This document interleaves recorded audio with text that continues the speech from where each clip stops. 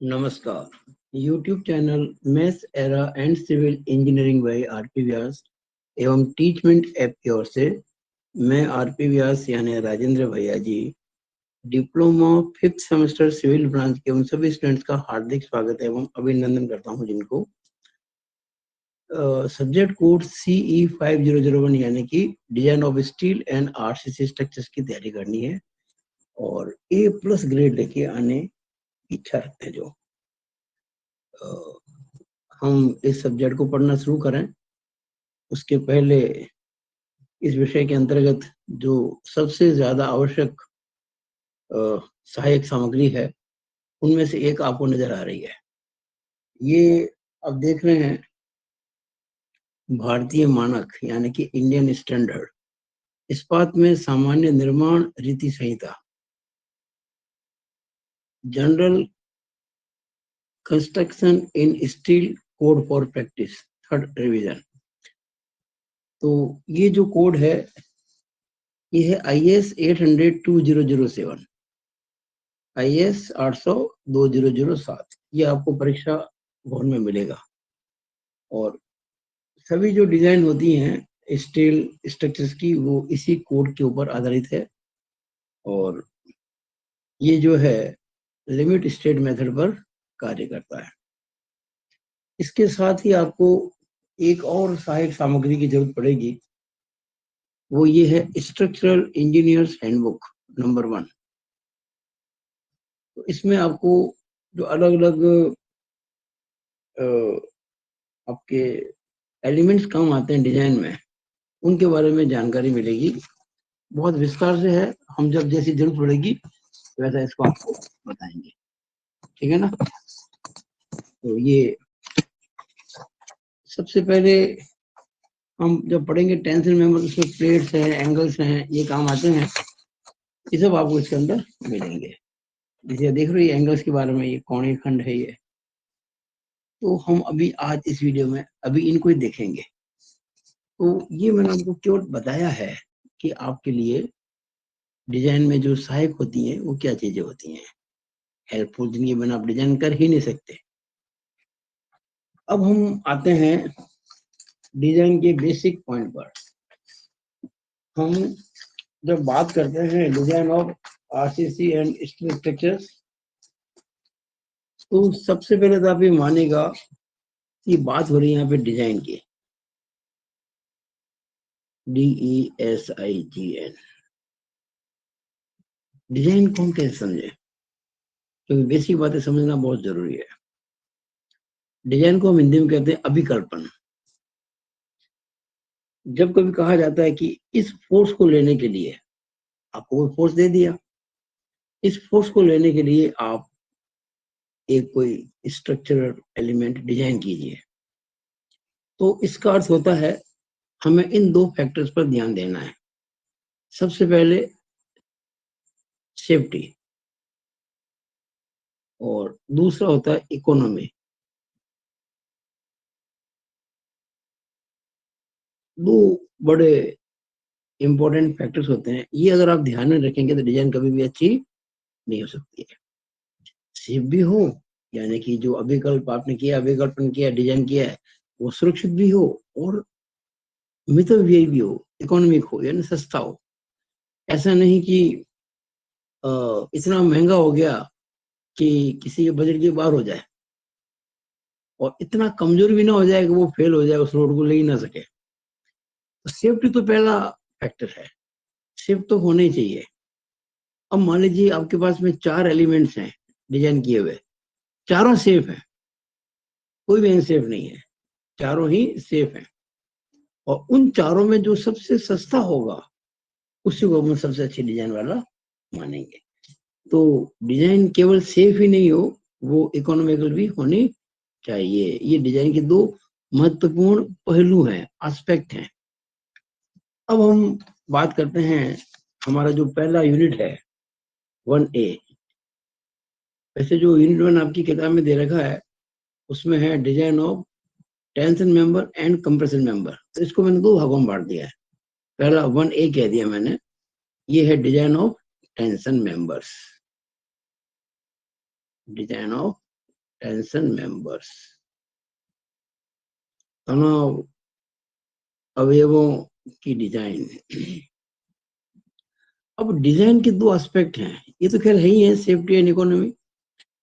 अब डिजाइन में क्या होता है कि आपको पहले कोई जो फोर्स वहन कराना है उसके बेस पर कोई सेक्शन चूज करना होता है, सेलेक्ट करना होता है, छांटना होता है, और फिर उसको चेक करना होता है कि कहीं वो फेल तो नहीं हो जाएगा।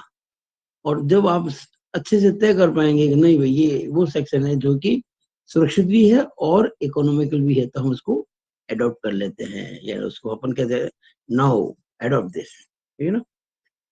तो टेंशन मेंबर की जब बात करेंगे तो हम सबसे पहले बात करते हैं कि टेंशन मेंबर होते क्या है। नाम ही है टेंशन, यानी कि तनाव, मेंबर यानी कि अवयव, स्ट्रक्चरल, किसी स्ट्रक्चर के वो अवयव, यानी कि those elements of structure in which there is a tensile force. अब सामान्य तौर पर बात करें, अपन जब पढ़ते हैं ना स्ट्रेंथ ऑफ मटेरियल्स, जैसे ये कोई छड़ है, कोई रॉड है, और ये इसकी अक्ष है, एक्सिस है, और ये हमने इस पे से फोर्स लगा दिया, ये हो गया टेंसाइल फोर्स, हो गया ना। पी फोर्स लगाया, तनाव, हमने इसको यहाँ से खींचा तो ये तनाव बन गया। लेकिन हम बात कर रहे हैं स्ट्रक्चरल डिजाइन की। आपने पढ़ा होगा पिछले सेमेस्टर के अंदर कुछ इनके बारे में, फ्रेम के बारे में। देखिएगा, ये आप देख रहे होंगे, ये एक फ्रेम स्ट्रक्चर है। कई प्रकार के होते हैं, कुछ जो ज्यादा काम में आते हैं वो आपको मैं थोड़ा समझा रहा हूँ। ये इस प्रकार के स्ट्रक्चर जो होते हैं वो, इनको ट्रस भी कहते हैं, सामान्य भाषा में फ्रेम भी कहते हैं, जिसमें ये आप देख रहे हैं सारे जॉइंट्स हैं। ये वाला जॉइंट है, ये वाला जॉइंट है, ये वाला जॉइंट है, ये वाला जॉइंट है, ये वाला जॉइंट है, ये जॉइंट है, ये जॉइंट है, ये जॉइंट है, ये जॉइंट है। ये जहाँ मेंबर्स आके मिलते हैं ना, वो जॉइंट कहलाता है। मान लीजिए ऊपर से कुछ फोर्स लग रहा है, ऊपर से, अब जब इस फ्रेम के ऊपर बाहर से बल लगेंगे, when forces act at on a frame, तब क्या होगा, ये जो आप मेंबर्स देख रहे हैं अलग अलग, ये मेंबर है, ये मेंबर है, ये मेंबर है, इस प्रकार से, तो किसी में टेंसाइल फोर्स होगा, किसी में कंप्रेसिव फोर्स होगा, किसी में कोई फोर्स नहीं भी हो सकता है। जैसे ही आपने जो फोर्स है अगर पढ़ा होगा तो आपको ध्यान होगा, ये जो मेंबर है ये वाला, यहाँ पे अगर हम सिग्मा भी जीरो करें तो इस फोर्स को बैलेंस करने के लिए कोई है नहीं, यानी यहाँ पे जीरो फोर्स होगा। इसी तरह से इसमें भी जीरो फोर्स होगा। अगर इस जॉइंट की बात करें, यहाँ रिएक्शन इस प्रकार की है ना, तो यहाँ तो होगा कंप्रेशन, और ये चूंकि इधर जा रहा है, यहाँ हो जाएगा टेंशन। तो नॉर्मली, मैं बात कर रहा हूँ नॉर्मली, मैं सामान्य स्थिति की बात कर रहा हूँ। नॉर्मली ये जो आप देख रहे हैं ट्रस, इसमें जो ऊपर के एलिमेंट है, ये वाले, ये वाला है, ये वाला है, ये वाला है, ये वाला, इनमें होता है कंप्रेशन। तो ये जो एलिमेंट्स हैं इनको तो हम कहते हैं स्ट्रट, STRUT। हम इसी यूनिट का जो सेकंड पार्ट है ना 1B, उसमें इसकी स्टडी करेंगे। स्ट्रट वो एलिमेंट है किसी स्ट्रक्चर का जिसमें कि कंप्रेशन होता है, दबाव बल होता है। और ये जो नीचे देख रहे हैं आप, जिसमें ये दो टेंसर फोर्स लग रहा है, इनमें ये जो है ये वाला ऐसा है, ये भी है, और भी है, और भी हो सकते हैं। मैं अभी एग्जाम्पल दे रहा हूँ। इनको कहते हैं टाई, TIE, टाई, टाई भी कहते हैं, इसको हम टेंशन मेंबर भी कहते हैं, तान अंग, तनाव अवयव। यहाँ आपको ये सिंपली एक लाइन नजर आ रही है। क्या नजर आ रही है? लाइन। पर ये लाइन नहीं है, ये वास्तव में मेंबर जो है वो एंगल सेक्शन है, या और भी कई प्रकार के सेक्शंस हो सकते हैं। नॉर्मली जो आपके सिलेबस के पॉइंट ऑफ व्यू से डिप्लोमा की बात कर रहा हूँ, ये एंगल सेक्शन ही होता है। ज्यादातर आपके सिंगल एंगल, डबल एंगल ही काम आता है। वैसे ये छोटे आई सेक्शंस भी हो सकते हैं, चैनल सेक्शन भी हो सकते हैं, इसके अलावा प्लेट्स भी हो सकती हैं, ट्यूब भी हो सकती हैं। लेकिन नॉर्मली जो आपके क्वेश्चन बनते हैं उसके अंदर ये एंगल सेक्शन होंगे, चाहे सिंगल एंगल हो, डबल एंगल हो, इक्वल एंगल हो, अनइक्वल एंगल हो। हम इसकी चर्चा आज इसी वीडियो में करेंगे। तो वो अवयव किसी भी फ्रेम के या ट्रस के जिनमें टेंशन मेंबर आता है उनको टाई या सॉरी जिनमें टेंशन आता है उनको टाई या टेंशन मेंबर कहते हैं। मेरी एक बात आप लोग ध्यान से सुनिएगा, मेरे वीडियो को ध्यान से देखो और मेरे द्वारा बोले गए वचनों को या कथनों को सुनो। जो स्टेटमेंट देता हूँ, जो बोलता हूँ, उनको ध्यान से सुनो, अपने मन में बैठाओ और कुछ बातें नोट करते रहो, पेन अपने पास में रखो। कोई बात नहीं, समय लगता है तो उसको रिपीट करो, लेकिन ध्यान से सुनो। अगर वीडियो आप देखोगे और मेरे द्वारा बोले गए कथनों को या समझाई गई बातों को ध्यान से सुनेंगे तो आप बहुत सी बातें अच्छे से नोट करेंगे और आप डेफिनेटली जब ये कोर्स पूरा होगा तो किसी भी हालत में आपके A+ ग्रेड से कम नहीं आएगी। ये मेरा वादा है, ये मेरा दावा है आप लोगों के साथ। लेकिन नोट्स आप खुद बनाएंगे तब होगा। मेरे अगर नोट्स एक पढ़ना चाहेंगे तो कोई फायदा नहीं होगा। तो ये आप देख रहे हैं, मैंने आपको समझा है कि भाई ये तो स्टड और ये टाई। अब हम आगे बढ़ते हैं। देखिएगा, ये आपका सिलेबस का जो पॉइंट है 1.1, types of sections used for tension members. Tension member के लिए किस प्रकार के सेक्शंस काम में आते हैं। तो मोस्टली आपके दो प्रकार के काम आएंगे। मैं ऐसा नहीं कहता ये दो ही होते हैं, लेकिन आपके सब्जेक्ट पॉइंट ऑफ व्यू से दो ही काम में आएंगे। सबसे पहला तो प्लेट और दूसरा है एंगल्स। और इनमें भी एंगल सेक्शन ज्यादा काम आता है। 90% 95% क्वेश्चन इसी में आएंगे। कभी कभार कोई प्लेट में क्वेश्चन आता है, लेकिन हमको सब कुछ करना है। अब क्वेश्चन बनते हैं दो तरह के। आपके इसमें डिजाइन के क्वेश्चन दो तरह के बनेंगे। टाइप्स ऑफ प्रॉब्लम जो होती हैं दो तरह की होती हैं। पहली होती है जिसे कहते हैं एनालिसिस, यानी कि विश्लेषण। और दूसरा होता है डिजाइन, यानी कि हम कहेंगे इसको अभिकल्पन।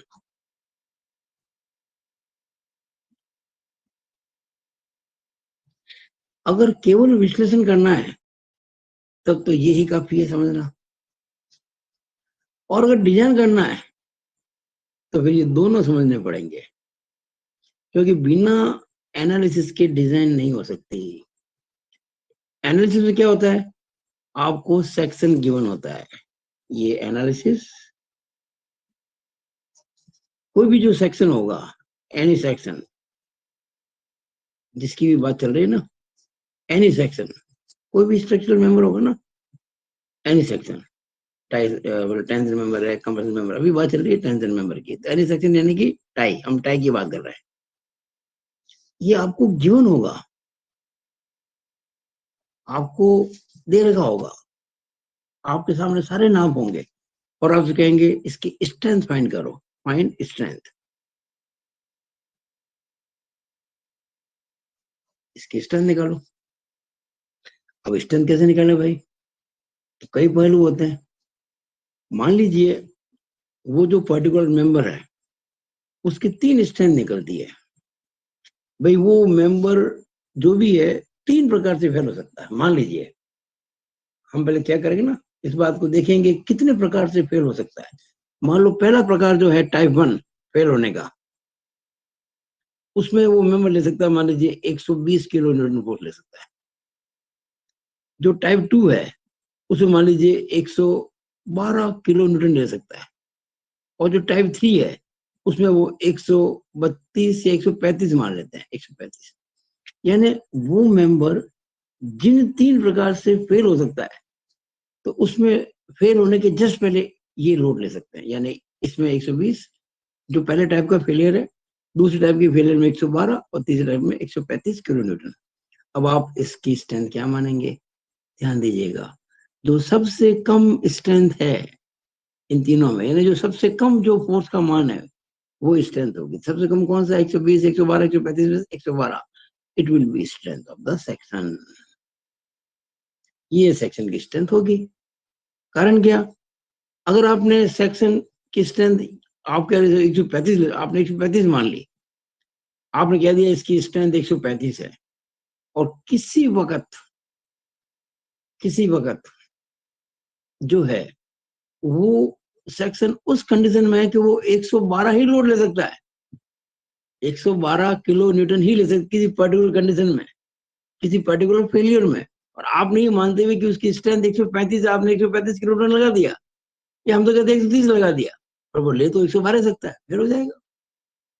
या आपने मान लीजिए 120 मान ली, ये मानते हुए कि 120 किलो न्यूटन इसकी कैपेसिटी है, और जब कभी 120 से कम आएगा, जैसे 112 आ गया, तब तो उठा लेगा। लेकिन कभी अगर 120 को क्रॉस कर गया, हम तो 135 भी मान सकते थे ना, अगर हम 135 जगह 132 ले लेते, हम कह रहे 120 और आगे 120 से ज्यादा, लेकिन इससे कम, तो फेल कर देगा।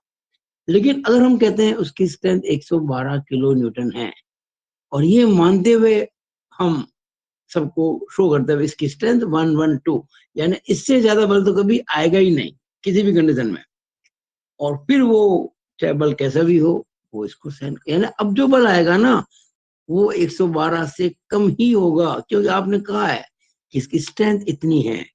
जो स्ट्रेंथ होती है उससे ज्यादा बल आपको लगाना नहीं है। तो आप ध्यान रखें, जो 3 प्रकार से हमने बल निकालने हैं, फोर्सेस निकालने हैं, रेजिस्टिंग फोर्सेस, प्रतिरोधी बल, उनमें जो सबसे कम होता है उसको कहते हैं उस मेंबर की स्ट्रेंथ।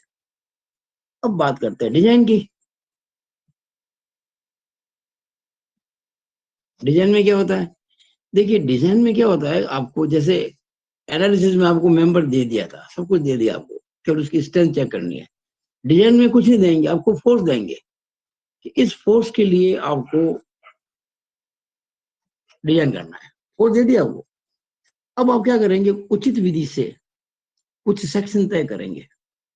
मान लीजिए आपने उस फोर्स को उठाने के लिए कोई सेक्शन चूज किया, और फिर आपने क्या किया, उस सेक्शन की 3 प्रकार से स्ट्रेंथ निकाली। जैसे निकाले मैंने 3 प्रकार से अलग अलग स्ट्रेंथ आई, उनमें जो सबसे कम आई, जैसे मान लीजिए 112 सबसे कम है, ये आ गई, ये जो है, ये वैल्यू जो सबसे कम है, ये वैल्यू आपको जो फोर्स दे रखा है उससे ज्यादा। मान लीजिए फोर्स दे रखा आपको, सपोज करो फोर्स दे रखा आपको 108 किलो न्यूटन, मान लीजिए ये फोर्स दे रखा है, और आपने इस फोर्स को उठाने के लिए कोई चीज जो डिजाइन की, और फिर आपने उसकी स्ट्रेंथ निकाली, तो ये 3 निकली, और सबसे कम निकली 112। आपने कहा 112 किलो न्यूटन का फोर्स ले सकता है, जबकि फोर्स आ तो 108 ही रहा है, इसका मतलब ये सेफ है। अब क्या हो सकता है, मान लो कुछ समय के लिए फोर्स आपको दे रखा है, बजाय 108 के आपको मान लीजिए 50 ही दे रखा है। कितना दे रखा है, 50, फोर्स 50 किलो न्यूटन ही दे रखा है, और आपने जो मेंबर चुना उसकी ये 3 स्ट्रेंथ आ रही है, तो ये कितना ले सकता है, 112। हमें कितना वैन कराना, 50, हमें कराना है 50, फोर्स ले लिया 112, तो मजबूत तो है, लेकिन महंगा कितना है, ये देखिएगा। ये वाला फोर्स लेना था 108, ले रहा 112, ये भी सेफ है, लेकिन ये इसको देखते हुए सस्ता है, और इसको देखते हुए महंगा है। तो आपको इस लोड के लिए वापस कोई नया मेंबर डिजाइन करना पड़ेगा, और फिर उसको चेक करना पड़ेगा। तो डिजाइन में क्या होता है कि आपको कुछ चीज चूज करनी होती है, छांटनी होती है, और उसके बाद उसको चेक करना होता है कि ये जो आपने चीज छांटी है, ये इस दिए गए फोर्स को ले पाएगी या नहीं ले पाएगी, तब आपकी डिजाइन पूरी होती है। और जितना ये जो फासला है, यानी आपने जो फोर्स लेने के लिए जो ये डिजाइन किया है वो, और जो डिजाइन फोर्स है, दोनों, यानी जिस फोर्स के लिए डिजाइन करना है और जो रेजिस्टेंस दे सकता है, इनमें अंतर कम से कम होना चाहिए, तब वो जो डिजाइन कहलाएगी सबसे अच्छी, यानी कि मजबूत भी होगी और इकोनॉमिकल भी होगी। तो ये बात है। अब मैं आपको थोड़ा सा टेंशन मेंबर के लिए जो प्रमुख दो प्रकार के एलिमेंट्स हैं, जो दो टाइप्स हैं, ठीक है ना, टाइप ऑफ सेक्शंस, वो है प्लेट्स और एंगल सेक्शंस। तो पहले अपन बात करते हैं प्लेट्स की। तो देखिए, आपको मैं स्टील हैंडबुक का यूज करना सिखाता हूँ अच्छे से।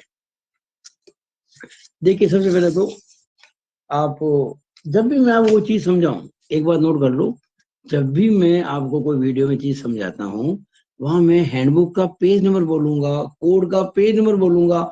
आप उसको अपनी डायरी में नोट करते जाओ कि भाई इस पेज पर ये चीज मिल रही है, उस चीज पर, उस पेज पर वो चीज मिल रही है।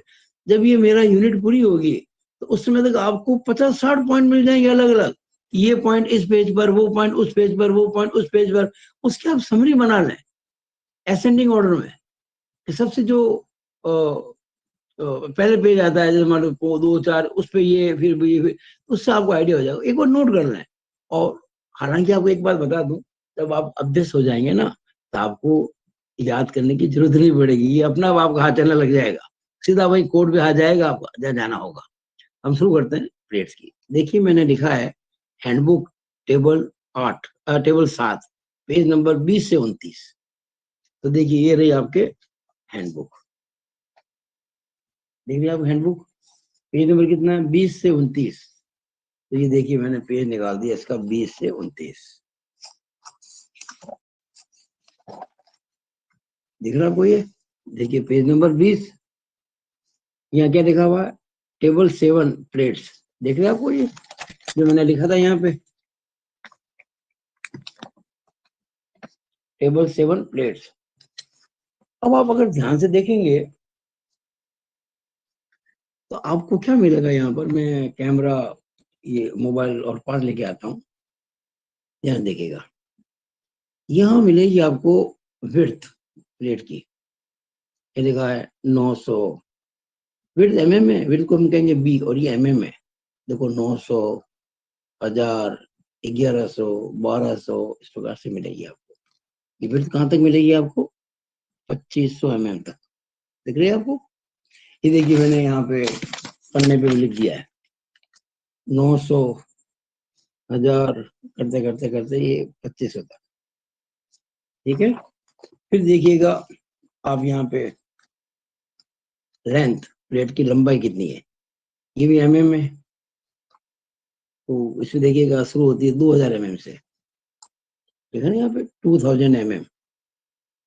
फिर कितनी है, 2200, 2500, 2800, 3200, 3600, 4000, यू करते करते 12500 mm तक मिलेगी आपको।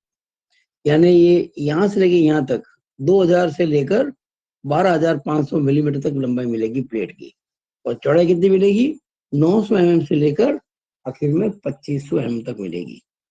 अब आपको पता है, जब हम आयत होता है ना, रेक्टेंगल, उसकी लंबाई को गुणा करते हैं चौड़ाई से, क्या आता है, उसका एरिया नहीं आता है क्या? ये सब उनके एरियाज मिले हुए हैं यहाँ पे। कि अगर प्लेट इतनी लंबी हो, इतनी चौड़ी हो, तो एरिया कितना होगा। आपको कैलकुलेट नहीं करना एरिया कैलकुलेटर से, ये सब कुछ टेबल में मिलेगा आपको। मैं आपको समझाता हूँ। जैसे मान लीजिए, कुछ समय के लिए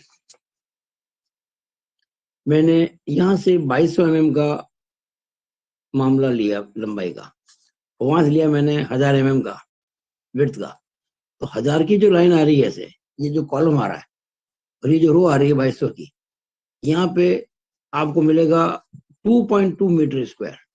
ये देखिएगा, मैंने यहाँ पे आपके लिए लिखा हुआ है। आप जब वीडियो देख रहे हैं ना, तो आप भी साथ साथ में हैंडबुक खोल के देखिए इस समय। ये देखिए, ये 2200 mm है यहाँ पे लंबाई, और ये 1000 mm है, ये 2.2।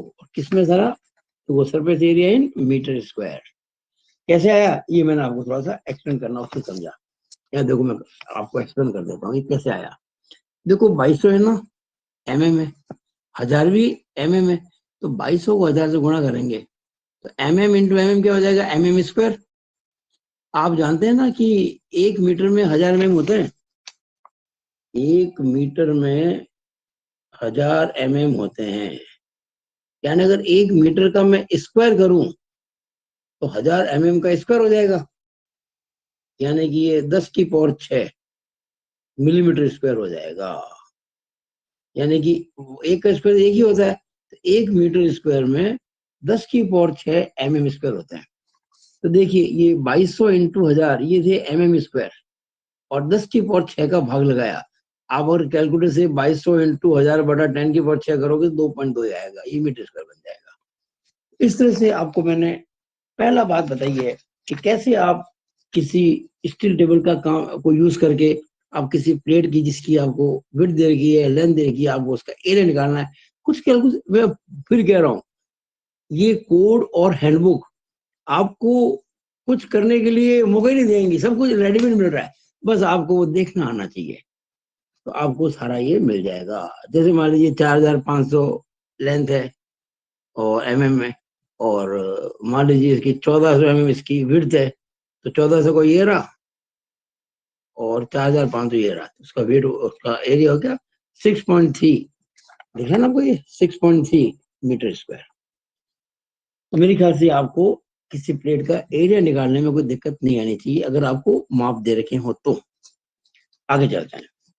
अब आप ध्यान से अगर देखेंगे तो मैं ये कहना चाहता हूं कि ऊपर तो वही मिलेगी विड्थ आपको, इधर आपको मिलेगी लेंथ। अब मोटाई चेंज हो रही है। देखिए कभी प्लेट होगी आपके 5 mm मोटाई की, कभी होगी 6 mm मोटाई की, कभी होगी 8 mm मोटाई की, कभी 10 mm की, 12 ये करते करते 63 मिलीमीटर मोटाई, यानी कि thickness of plate varies from 5 mm to 63 mm। वो सब आपको इस कोड इस हैंडबुक में मिलेगा, सभी हैंडबुक में। देखिएगा जैसे ये वेट, आपको क्या है सीधा उस प्लेट का वेट निकालना है, कितना वेट है, तो आपको कोई गुणा नहीं करना है, वेट सब कुछ आपको मिलेगा हैंडबुक के अंदर। देखिए वेट इन केजी, ये 5 mm प्लेट के लिए है ये पूरा डाटा। आगे चलो, ये आप देखोगे तो 6 mm प्लेट के लिए है। आगे चलो 8 mm प्लेट के लिए। यूं करते करते जब आपको मैंने कहा था यहाँ पे पेज नंबर 20 से 29 लेना, आपको हैंडबुक का पेज नंबर 20 से 29, तो 29 पेज पे आप जब जाएंगे लास्ट, तो आपको ये देखो पेज नंबर 29 हैंडबुक का 29, यहाँ पे आपको लास्ट जो मिलेगी थी वो मिलेगी 63 mm मिलेगी। देख रहे आपको, ये देखो 63 mm प्लेट की, ये 63 mm प्लेट की मोटाई है। बाकी सब वही है, ऊपर देखेंगे ना सेम, तो वही सारे मिलेंगे। लेंथ ये मिलेगी, सॉरी ये विड्थ, और ये मिलेगी आपको लेंथ, ये लेंथ यहाँ मिल जाएगी 2000 2200 2500 इस प्रकार से। अब आपको किसी भी लेंथ विड्थ और थिकनेस की जो प्लेट है उसका वजन निकालना है, कैसे निकालेंगे देखिएगा। मैंने आपको समझाने की कोशिश की यहाँ पे। मैंने आपको कहा था अभी 5 mm की प्लेट है, 6 mm की प्लेट है, 8 mm की प्लेट है, इस प्रकार। चलो मैंने कुछ समय के लिए 8 mm की प्लेट चूज कर ली, ठीक है। मुझे 8 mm की प्लेट का वजन निकालना है, और उस प्लेट की जो चौड़ाई है वो है 1500 mm, और लंबाई जो है वो मान लो 2500 mm। तो 2500 mm और 1500 mm, ये 1500 ये 2500 और 8 mm मोटाई। देखिएगा मोटाई कौन सी कह रहे हैं अपन, 8 mm। ये तो भाई देखो 12 mm है, ये 10 है, और ये रही 8 mm। दिख रही है आपको, ये 8 mm। और इधर क्या बताया मैंने आपको, 2500 और 1000 और 1500। देखिएगा 2500 कहाँ पर है, चेक करो। अच्छा इधर भी होती है, इधर देखो, ये देखिए आपको 2500, और 1500 कहाँ है, ये देखो 1500। तो 1500 की जब लेंगे आप सीध, उधर लेंगे आप सीध किसकी, 2500 की, तो यहाँ आपको मिलेगा 235.5। देखो यार मैं आपको अच्छे से बताता हूँ, 235.5। ये मैं कैमरा नजदीक लेके जा रहा हूँ, आप जरा ध्यान से देखिएगा। 200, ये देखो ये वाला दिख रहा है आपको, 235.5, 235.5। किसमें आ गया, ये केजी में कैसे आया, ये आपको मैं सिखाना चाहता हूँ।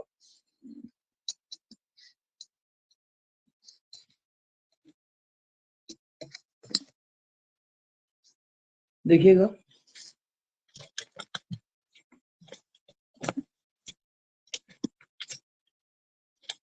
ये 2500 और इधर आपके ये 1500, तो वेट कितना है इसका, 235.5 दिया था ना वहां पे।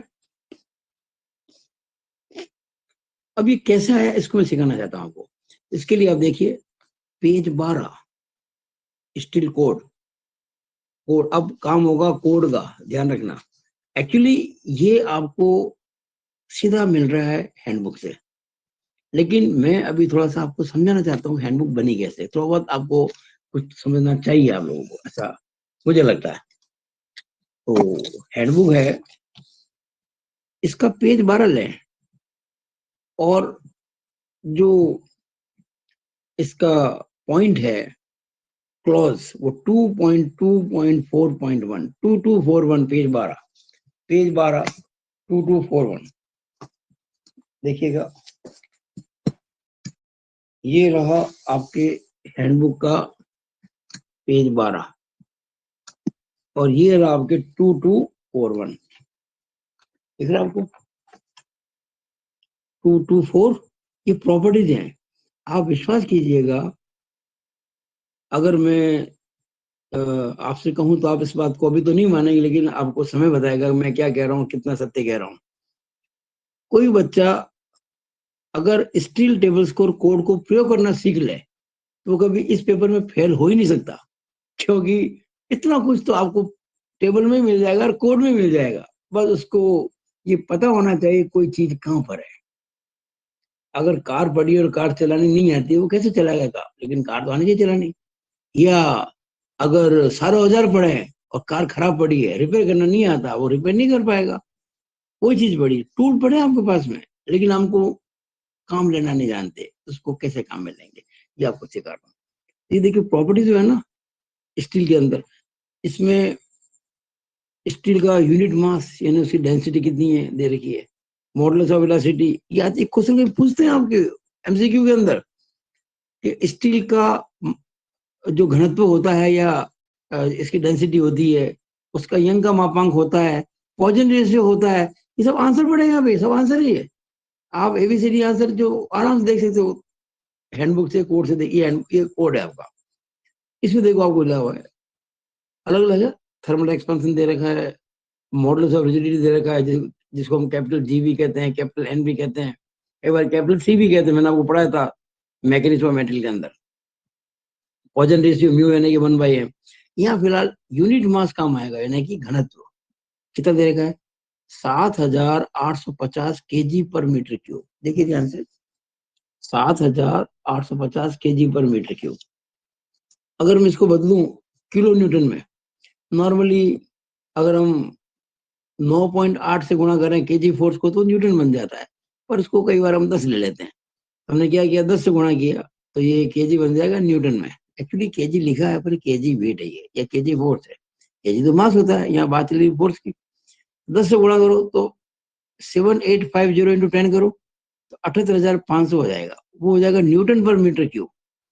अब न्यूटन के बनाऊंगा मैं किलो न्यूटन, 1000 से भाग लगाऊंगा, जैसे ही 78,500 को 1000 से भाग लगाऊंगा तो 78.5 बन जाएगा। ये हो गया 78.5 किलो न्यूटन पर मीटर क्यूब, 78.5, ध्यान दीजिएगा। अब देखो यहाँ पे आ जाओ आप, अब देखो ये जो आपकी प्लेट थी, इसकी लेंथ है 2500 mm, विड्थ है 1500 mm, और मोटाई मैंने बताया ना आपको 8 mm। तो 2500 इंटू 1500 इंटू 8, ये हो गया mm3। अब आप देखो 1 मीटर में 10 की पावर 3 mm होते हैं, तो 1 मीटर क्यूब में इसका क्यूब कर दो, यानी कि एक का क्यूब एक ही होता है, ये मीटर क्यूब। 10 की पावर 3 की पावर 3, 10 की पावर 9, पावर से पावर गुणा जोड़ मत देना है, पावर के ऊपर पावर मल्टीप्लाई होती है, 10 की पावर 9 mm क्यूब। यानी कि अगर mm³ को बदलना है मीटर क्यूब में तो 10 की पावर 9 से भाग लगा दो। ये मीटर क्यूब था, सॉरी ये mm³ था, मैंने 10 की पावर 9 से भाग लगा दिया, क्या बन गया? Metre cube. मीटर क्यूब हो गया। और 1 मीटर क्यूब का वजन जो होता है वो 7,850 किलोग्राम होता है। अभी मैंने बताया था आपको, देखो ये यहाँ पे 7,850 kg पर मीटर क्यूब, नहीं है 7,850 kg पर मीटर क्यूब, ये kg में आ गया आपके। और ये आ गया कितना? 235.5 kg। और ये आपको वहां पे दे रखा है, ये आपको यहाँ पे हैंडबुक में दे रखा था। तो मेरे ख्याल से आपको मैंने प्लेट को यूज करना सिखा दिया। अब हालांकि इस पे क्वेश्चन ना के बराबर आते हैं, लेकिन ये आना चाहिए। मैं जब आपको कोई चीज पढ़ाऊंगा ना, स्टील डिजाइन हो चाहे आरसीसी डिजाइन हो, तो केवल ये ध्यान रखना कि मोस्टली तो मैं सारा कोर्स कवर करूंगा आपके सिलेबस पॉइंट ऑफ व्यू से, लेकिन कभी कभी कुछ बात ऐसी बताऊंगा जो आपके बाद में भी काम आएंगी। आप डिप्लोमा बाद बीटेक करेंगे तब आपको हो सकता है कि फिर कभी इतनी अच्छी कोचिंग ना मिले, उस समय आपके लिए बहुत ही बेसिक बातें हो जाएगी जो आप सीख रहे हैं अभी। नाउ अब बात करते हैं एंगल सेक्शन की। एंगल सेक्शन की बात करें उसके पहले कुछ एंगल सेक्शन के बारे में सामान्य बात समझ लेते हैं। देखिए एंगल सेक्शन जो होता है ना, वैसे तो आपने अब तक जो पढ़ा है स्ट्रेंथ ऑफ मेटल में इस प्रकार से पढ़े, याद आ गया आपको? आपने सीजी निकाली होगी, मोमेंट ऑफ इनर्शिया निकाला होगा, इस तरह से। लेकिन अब जो आपके स्टील डिजाइन में काम आएंगे एंगल सेक्शन, वो ऐसे नहीं होंगे। अब काम आएंगे आपके रोल्ड स्टील। रोल्ड स्टील, बेलित इस्पात कहते हैं हिंदी में, बेलित। जैसे आटा गूंद के रोटियां बेलते हैं ना बेलन से, वैसे स्टील को भी बेलते हैं रोलिंग मशीन से।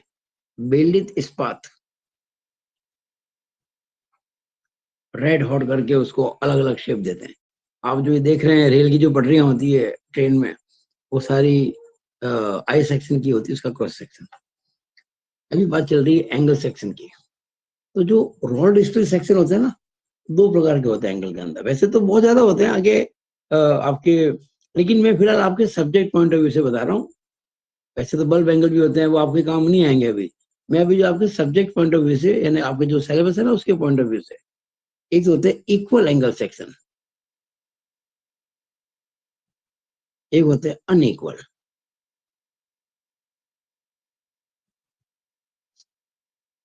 इक्वल में क्या होता है? ये दो लेग होती हैं, जैसे ये मान लीजिए 100 है तो ये 100 ही होगी। फिर ये कुछ इस प्रकार से शेप देते हैं, ये ऐसे। जैसे मान लीजिए ये 100 है, ये भी 100 होगी। और ये मोटाई मान लीजिए 6 mm है, ये भी 6 ही होगी। ऐसा नहीं होगा कि इसकी एक लेग तो 6 में मोटी है एक लेग 8, ऐसा नहीं होता है।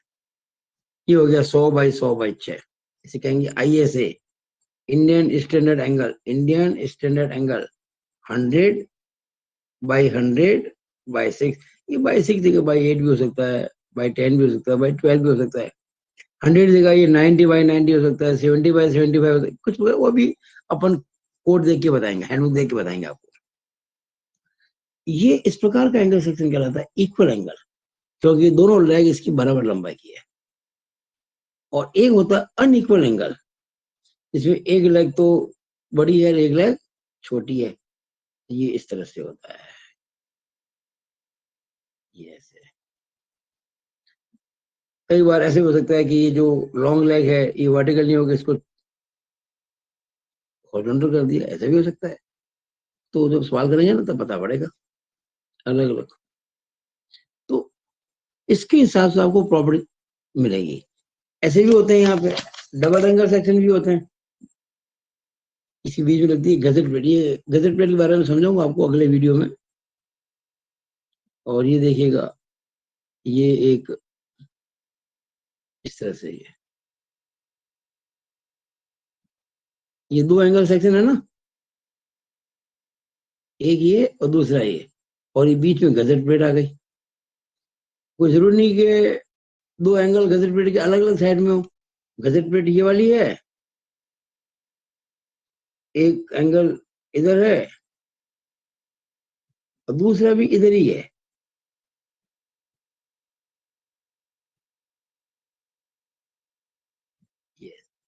इसमें दो एंगल सेक्शन है, बैक टू बैक है, और ये गजट प्लेट है। अभी समझाऊंगा मैं आपको अगली वीडियो में। एक्चुअली क्या होता है किसी जॉइंट पर, मैंने कहा ना ट्रस या फ्रेम जो होता है, ये आपको समझाया था मैंने यहाँ पे। ये देखो जॉइंट बन गया, ये जॉइंट बन गया। दरअसल ये पॉइंट नहीं है, ये हम तो पॉइंट शो कर रहे हैं। दरअसल इस जगह पे आके इतने चार चार मेंबर आ गए, एक दो तीन चार चार मेंबर आके मिल रहे हैं। यहाँ पर भी चार मेंबर है, यहाँ पर तीन है, यहाँ दो है, एक दो, यहाँ पर इस प्रकार यहाँ कितने हैं, चार, एक दो तीन चार, इस तरह से। तो यहाँ आपको एक मजबूत प्लेट लगानी पड़ेगी, जिस प्लेट के ऊपर ये सभी मेंबर आके मिलते हैं। क्योंकि यहाँ पे मेंबर आके मिलते हैं ना, इनका मेंबर्स का यहाँ पे संगम होता है। इस गजट प्लेट को हिंदी में कहते हैं संगम पट्टिका, नाम है इसका। गजट प्लेट को कहते हैं हिंदी में संगम पट्टिका, जहाँ पे कई सारे मेंबर्स आके मिलते हैं। कोई मेंबर टेंशन मेंबर होगा, कोई मेंबर कंप्रेशन मेंबर होगा, लेकिन जहाँ दो या ज्यादा मेंबर आके मिले उसको हम कहते हैं गजट प्लेट। तो ये वो गजट प्लेट है। तो इस तरह से आप देख रहे हैं, यहाँ हमने बोर्ड लगा दिया। अब मान लीजिए एंगल इक्वल इक्वल एंगल है, ये गजट प्लेट है आपकी,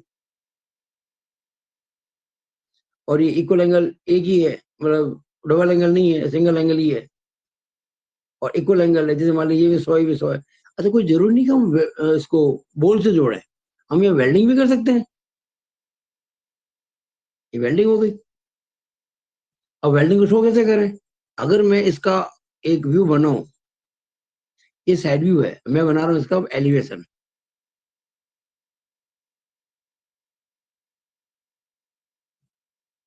आप देखिएगा ये तो गजर प्लेट है, और ये गजर प्लेट यहाँ आके खत्म हो गई, और ये आपका एंगल सेक्शन यहाँ खत्म हो गया, और ये आगे काफी लंबा जा रहा है, हमें नहीं पता कितना लंबा है। तो ये हमने बना दी यहाँ पे। हाँ, ये आपको दिख रहा है ना एंगल सेक्शन, इसको मैं इधर से देखूंगा। एक्चुअली ये इसका साइड व्यू है एंगल सेक्शन का, और ये इसका एलिवेशन है। अगर आपको ड्राइंग अच्छी है तो वैसे इसका टॉप प्लान ही बन सकता है। अब हम ये जो वेल्डिंग आपको दिख रही है, यहाँ क्या होती है, इसकी सीजी होती है एंगल की, सीजी। और ये जो डिस्टेंस होती है ना, इसको अपन कहते हैं सी एक्स। ये जो सीजी है, इसकी बॉटम दूरी, और इधर से जो दूरी होती है सीजी, ये सीजी है एक्चुअली, ये सीजी है। और ये जो दूरी होती है इधर से यहाँ से, इसको अपन सी वाई कहते हैं। ये भी हम टेबल में देखने बताएंगे आपको। ये सीजी है, सीजी की जो दूरी होती है बॉटम से वो सी एक्स, और इधर से वो सी वाई। तो नॉर्मली ये दूरी कम होती है, वो दूरी ज्यादा होती है। जिधर दूरी ज्यादा होती है ना, उधर वेल्डिंग कम लगाते हैं बैलेंस बनाने के लिए, और जिधर दूरी कम होती है उधर वेल्डिंग ज्यादा करते हैं।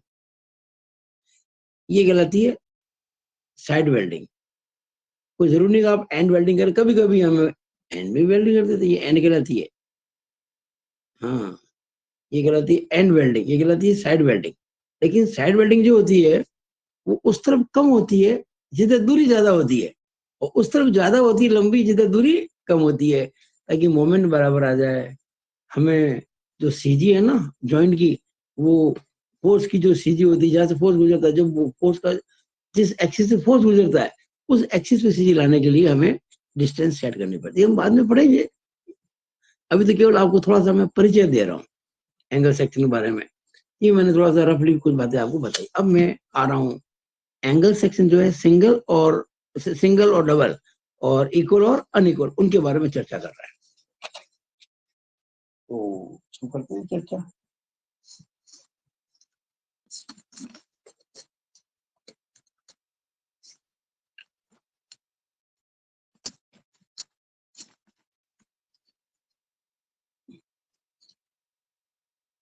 देखिएगा,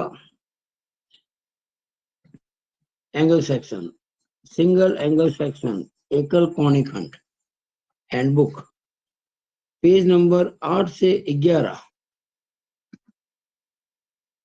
table 3, rod steel equal angles, और पेज नंबर 12 से 15, table 4, rod steel unequal angles. यानी अनइक्वल एंगल सेक्शन देखने हो, एक लंबी और एक छोटी टांग, तो पेज नंबर आपके होंगे 12 से 15। इक्वल देखने तो पेज 8 से 11। तो पहले अपन इक्वल देखते हैं, पेज 8 से 11। हैंडबुक देखनी है, अभी ध्यान रखना, अभी हमको काम लेनी है हैंडबुक। ये रही हैंडबुक और पेज नंबर 8 से 11।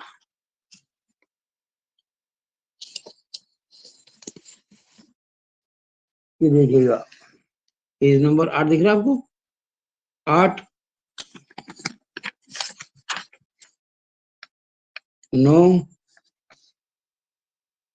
10 और ये 11। मैंने कहा ना आपको, जब मैं वीडियो बना रहा हूं, आप वीडियो देख रहे हैं, तो आप पेन साथ लेके बैठें और इन पॉइंट्स को नोट करें। आप मेरे को सुनकर इधर देखकर पेन चलाना सीख जर रखे आप। जब तक आप पेन नहीं चलाएंगे ना, आपका हाथ एग्जाम में काम नहीं करेगा, और तभी बच्चे फेल होते मेरे से पढ़ने के बाद, क्यों? वीडियो देखते नहीं हो और बस रटा रटा चीजें होती है, रट लेते हैं, उससे कुछ नहीं होता है। नोट्स यहाँ कोई काम नहीं आएंगे, मेरे नोट्स आपके काम नहीं आएंगे। आपके काम आएंगे केवल वो जो मैं वीडियो बना रहा हूँ उसको देखकर अपने खुद के नोट्स बनाए, वही आपको काम आएंगे और आपकी प्रैक्टिस भी कराएंगे। वरना मेरे साथ तो काम कर लेंगे, लेकिन जब एग्जाम में बात आएगी तो आपका हाथ जाम हो जाएगा, हाथ चलेगा ही नहीं, ये हालत हो जाएगी। तो आप देखिएगा, अब ये जो आप देख रहे हैं,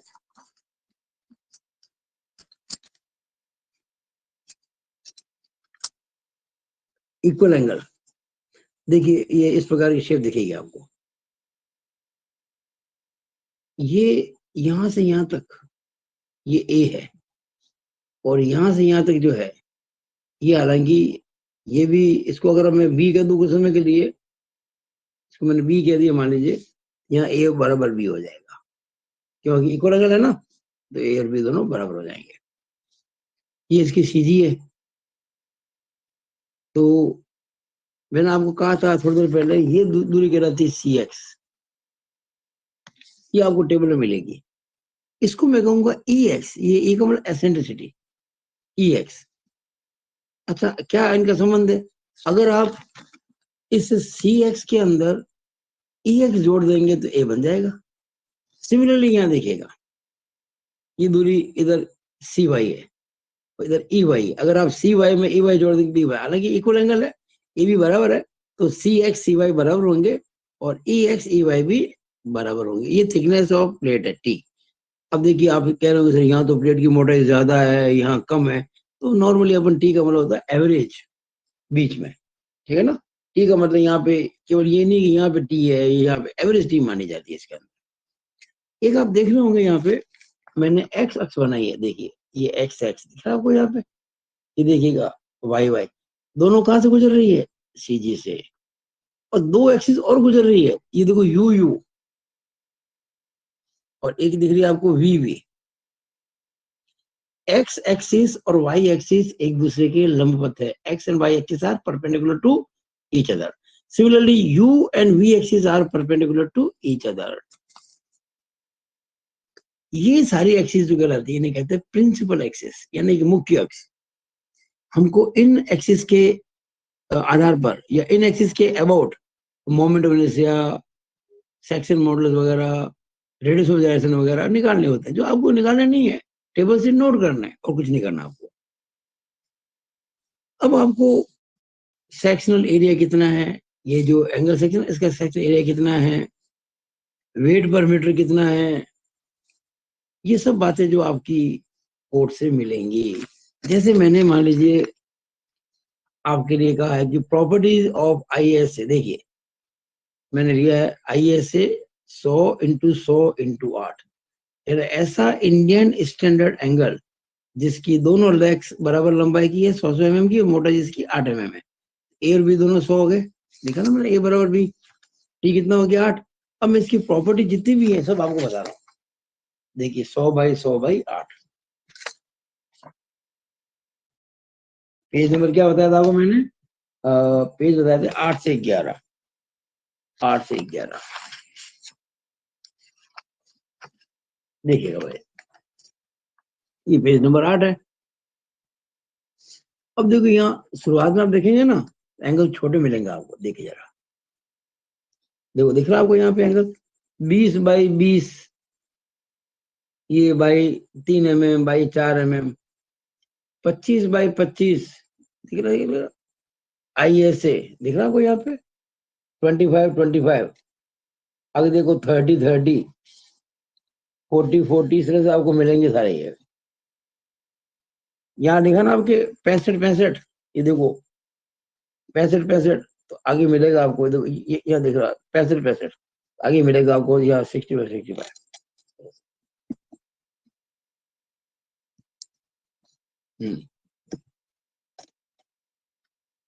तो मैंने आपको अभी जो एंगल की बात बताई है वो था हमारा 100/100/8।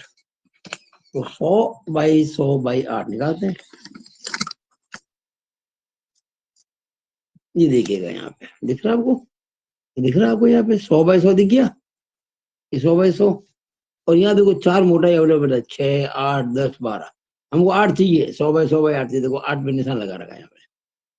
अब आपको इसकी सीध में सब प्रॉपर्टीज मिलेगी।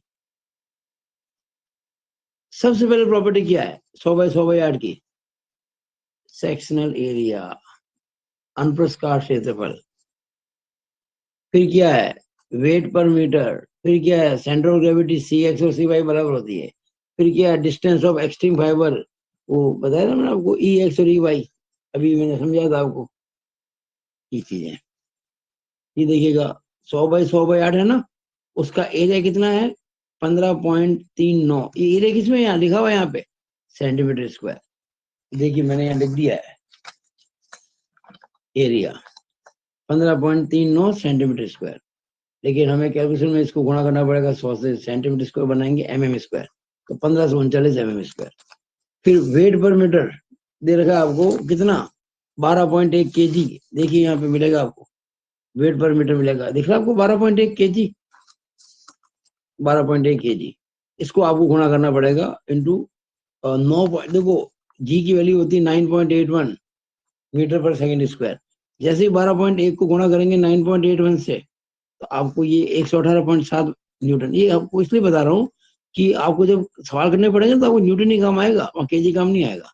तो 9.81 से गुणा करना है, ये आ गया।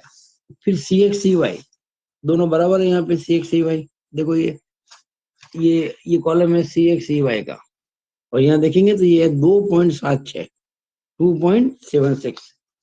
ये देखिए आप CX CY 2.76 सेंटीमीटर यानी कि 27.6 mm। फिर EX और EY बराबर होती है, ये कितने 7 ये सब दिया हुआ है यहाँ पे 7.24, 7.24 यानी कि 72.4। अब आप 27.6 में अगर 72.4 जोड़ देंगे तो 100 बन जाएगा।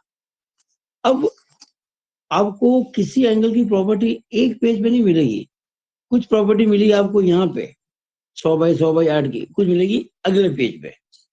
अच्छा यहाँ आपको ध्यान रखना पड़ेगा 8 जो थिकनेस है वो कहाँ आ रही है, नंबर 2 पे आ रही है, 6, 8, 10, 12। 100/100/8 देखना है तो नंबर 2 पे 100/100/8। तो यहाँ देखो आप जरा अगले पेज देखो, नेक्स्ट पेज, ये रहा 100/100। अब ये 6 के लिए, ये 8 के लिए। अब बार बार आपको यहाँ 6, 8 नहीं मिलेगा। आप एक बात अच्छे से समझ लीजिएगा, मेरे साथ साथ चलेंगे तो बहुत फायदा होगा आपको।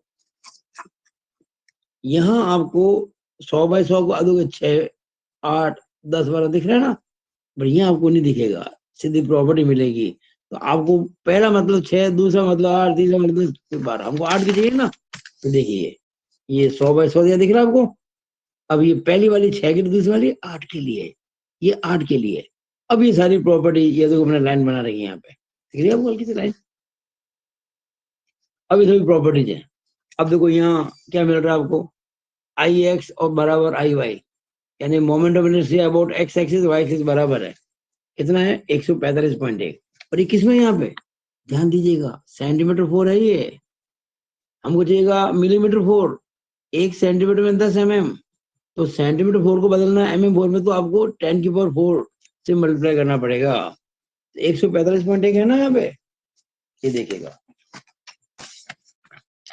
ये था आपका 145.1 सेंटीमीटर फोर, तो मैंने इंटू 10⁴ कर दिया। इसी तरह से आपको IUU मिलेगा, IUU और IVV ये अलग अलग होंगे। देखिए ये है moment of inertia about UU axis, और ये है अबाउट VV, ये सेंटीमीटर फोर में ये सब मिलेंगे आपको। यहाँ पे कितना देगा आपको, IUU 231.8 और 58.4, ये देखिए मैंने लिख दिया यहाँ पे 231.8 सेंटीमीटर फोर और 58.4 भी सेंटीमीटर फोर, इसको मैंने 10⁴ से गुणा कर दिया, बन गया MM4। ये MI का मतलब होता है मोमेंट ऑफ इनर्शिया। और एक बात याद रखना, सबसे छोटा जो वैल्यू होती है मोमेंट ऑफ इनर्शिया की वो IVV होती है, और वो IVV IUV से कम होता है। हालांकि IX IY बराबर होते हैं, ये आपको ध्यान रखना है। इसके अलावा और भी बातें मिलेंगी आपको यहाँ पे, देखिएगा ये हम जो पहला ये कर रहे हैं ना 1A यूनिट टेंशन मेंबर, ये आपके सारे एंगल सेक्शन बाद में 1B में भी काम आएंगे, इन कंप्रेशन मेंबर या इन स्ट्रट।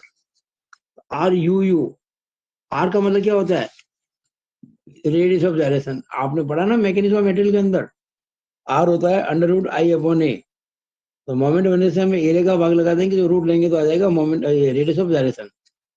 RUU है 3.88, ये RUU, आर मतलब रेडियस ऑफ जायरेशन, यू है ना अबाउट UU एक्सिस, देखो ये मिलेगा IUU, ये RYY, ये RXRY। देखिएगा हमारा वो चल रहा था ना 100/100/8, 100/100/8 चल रहा था, ये देखिएगा। पर ये तो है IX IY बराबर है 145.1, ये IUU है, ये IVV है, ये आपका RX और RY 3.07, ये देखिएगा RX और RY ये है 3.07 सेंटीमीटर, यानी कि 30.7 mm। फिर जो आपको दिख रहा है यहाँ पे ये 3.88, ये है RU, और ये 1.95 RV, ये देखिएगा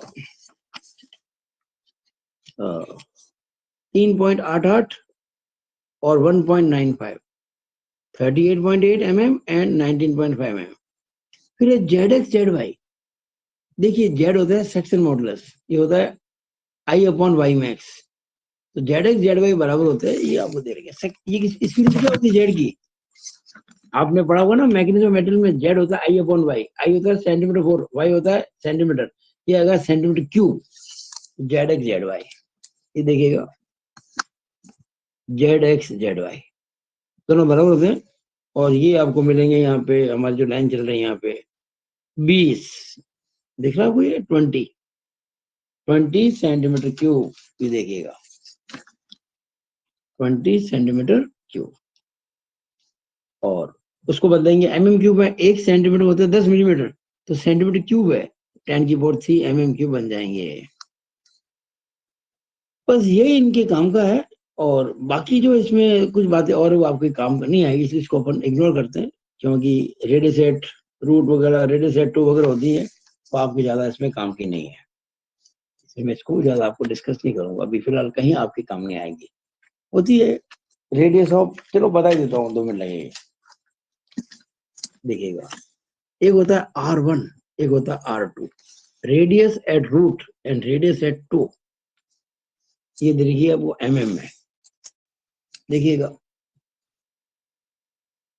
रेडियस एट रूट,